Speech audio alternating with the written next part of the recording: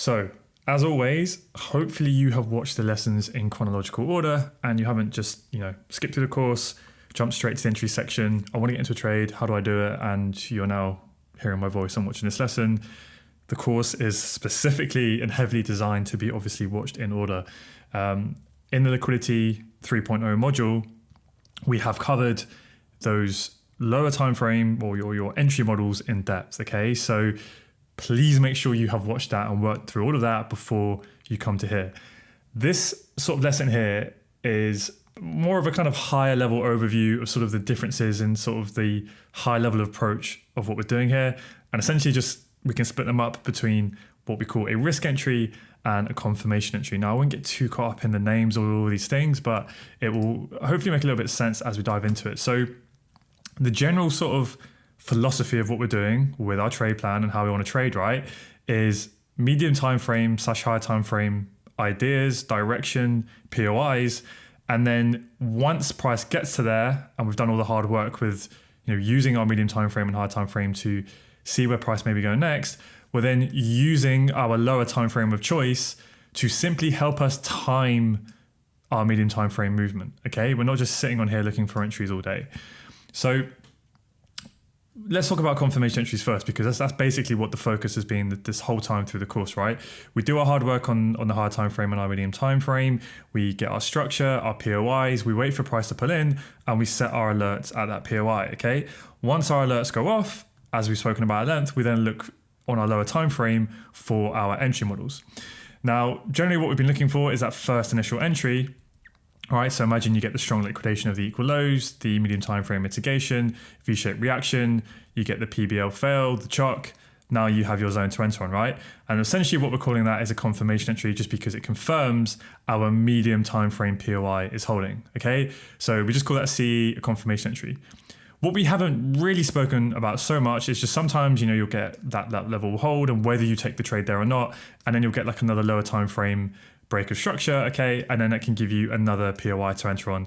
And essentially we just call that the double confirmation entry. But again, I wouldn't get too caught up in the exact names.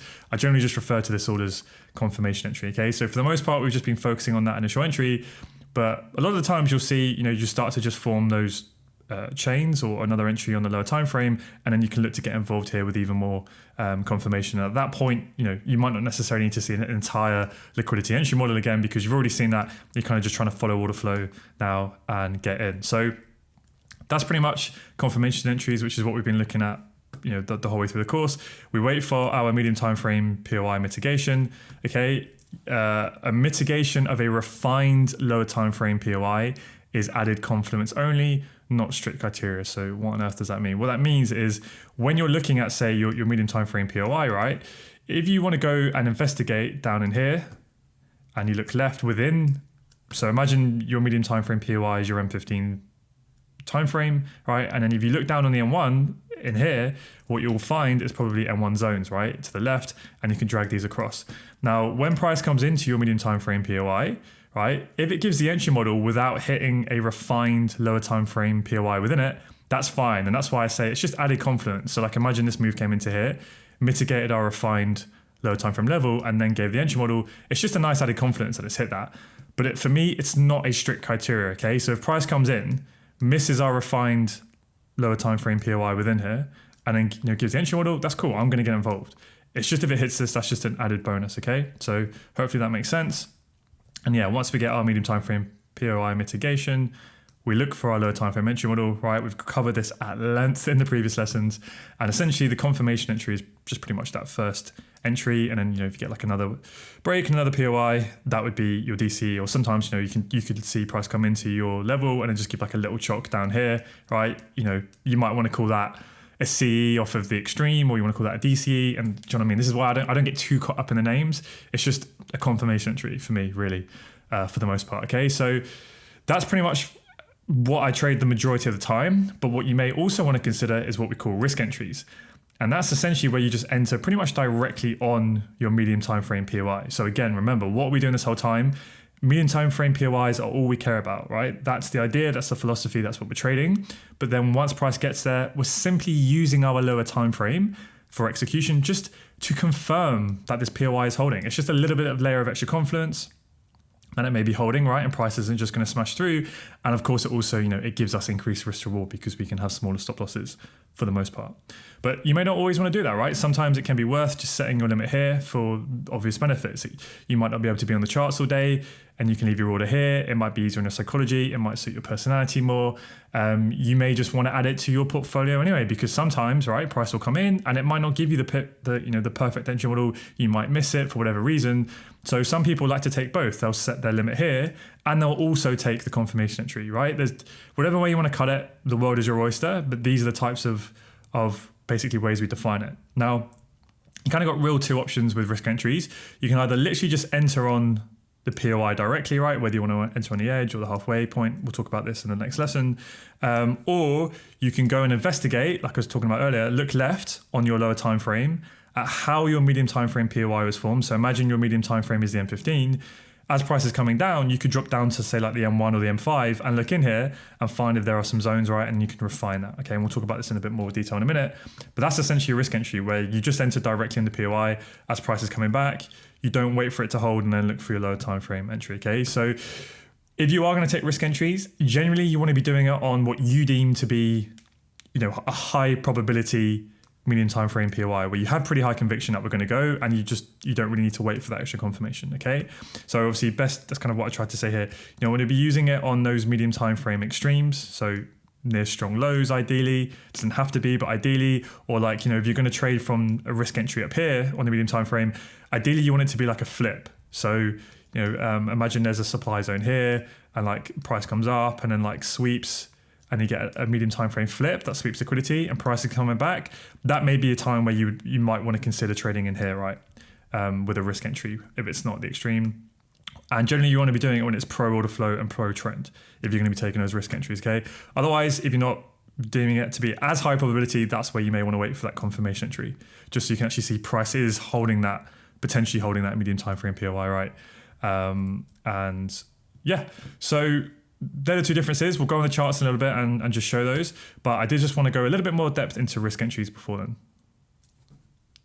So as I touched on with risk entries, we generally want to be doing this when we have high conviction on higher time frame POI. So if we just quickly look at the high level trade plan, essentially what you're doing, right, is these medium time frame POIs. Obviously, when price gets into there, that's when our alerts go off, and that's typically then when we would drop down to our lower time frame, right, to look for those confirmation entries.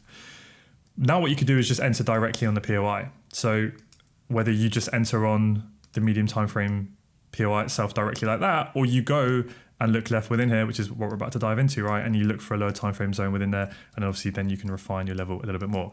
So the times in which you want to potentially consider risk entries are generally when you have pretty high conviction. So i.e. we mitigate a higher time frame POI. We know there's a strong possibility we're now getting that pullback. You've waited for the medium time frame structure to shift. So now you're playing, or if you're shorting from here, you are pro your medium time frame, at least order flow, right? It could be in line with the swing or in line with internal, but at least you're trading from somewhat of a strong high there, right? This is the extreme.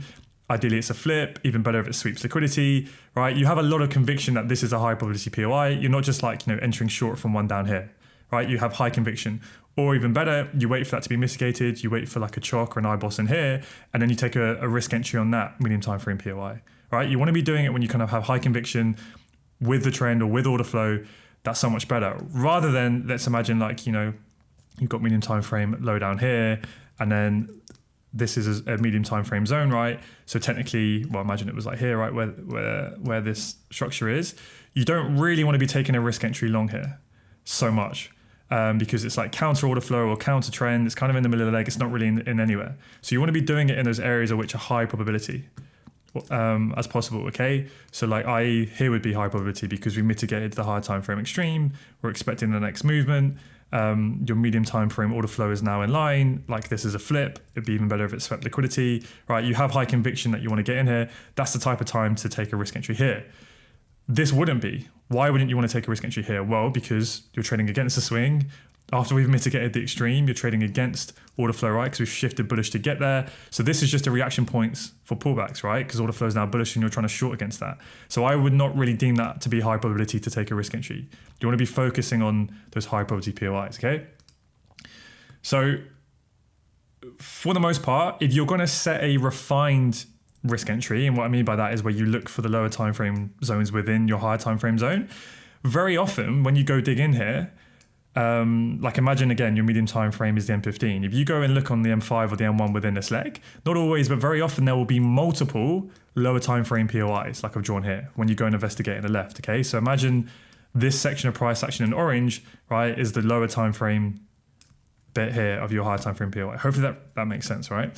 And very often, but not always, there'll be multiple lower time frame POIs to choose from, right? So which one do you pick? Because you could take loads of losses. So generally there's kind of two sort of setups, I guess you could say, for refined risk entries. I would say the most times, if I am going to consider a risk entry, it's going to be on the refined extreme, okay? Because if I take a loss here, well then, I only have to take one trade. If I'm wrong, I'm wrong, because then if that fails, it's at the extreme, well then demand has failed, right? The medium time frame demand's failed, structure's probably shifting, I only have to be wrong once. Whereas if I take a loss here and a loss here, that's 3 times, I can potentially lose. So generally entering on the extremes for risk entries is, I would say 8 or 9 times out of 10, that's where I'm going to be entering if I'm going to consider a risk entry. And also generally you want it to be like, a low that forms through a sweep of liquidity. So as we know, strong lows, how do they typically form, right? We know that they are at the extremes, they broke structure. But then if you look at a lower time frame, very often there will be a sweep of liquidity, right? We talked about this in the high and low resistance lesson in the liquidity module, where typically that's how protected structure is formed. It's formed through a sweep of liquidity. So even better if you can see that on a lower time frame, right, for your POI. So that one's pretty simple. It's just you either enter directly here. Generally, you're going to be doing it from those medium time frame extreme POIs anyway. And if you want to refine it even further, generally I'm going to refine it to like the M5 or the M1 extreme if I'm trading an M15 POI, okay? So that one's quite simple. Sometimes there will be POIs kind of, not at the extreme, but like, further in the middle of the zone, the medium time frame POI. So that's where it gets a little bit more tricky and a lot more advanced because, well, you're entering in the middle, right? So typically if I'm going to do that, I generally want it to be a sweep flip. So I want it to be a flip that swept liquidity, okay? And really ideally it's when you kind of see those multiple mitigations so that this flip here, so obviously this is like say the M1 or the M5, it mitigates demand, we come into supply there, we then sweep liquidity, we mitigate demand again, right? So you're seeing that series of mitigations, that demand chain form, right? And then we move to the upside. So although this POI, this refined lower time frame POI is sort of in the middle of the medium time frame POI, right? So we're not entering down at the extreme. At least there's a lot of confluence to suggest that, this is probably going to be the last price that's going to hold because it's essentially their mitigated extreme because these are all mitigated. So this makes a lot of sense. And that's why I want it to be generally I want it to be a sweep flip. Okay. If it has, that lower time frame inducement as well, then even better. For me, that's not a strict requirement, but this pretty much is. I want it to be a flip that has swept liquidity and ideally at least had one mitigation behind it. So I can kind of see, that sustained order flow. So yeah, so if I can simplify it even more, if you're going to take a refined lower time frame POI as a risk entry, generally you want it to be what you think is a mitigated extreme for the most part. So, like technically you could say that this is the extreme zone, but it's already been mitigated. We can see the series of mitigations. This is the flip that swept, right? It can make a lot of sense to take here. So I would say for the most part, this is a little bit more advanced. So, don't just jump into taking these straight away. For the most part, if you wait for confirmation entries, at least you've got, price coming in and confirming that it wants to hold, get the liquidity entry model, et cetera, et cetera. So these are a bit more advanced. And really it comes down to having very good POI selection, having a good read on your medium time frame and high time frames to know when you just want to get involved. And this can kind of help you with that. But generally, look for POIs that have swept liquidity at extremes. You want to be doing it pro order flow, pro trend, and then same sort of rules apply when you're looking on the lower time frames. Okay, cool. So let's go and take a look at some of these examples on the charts.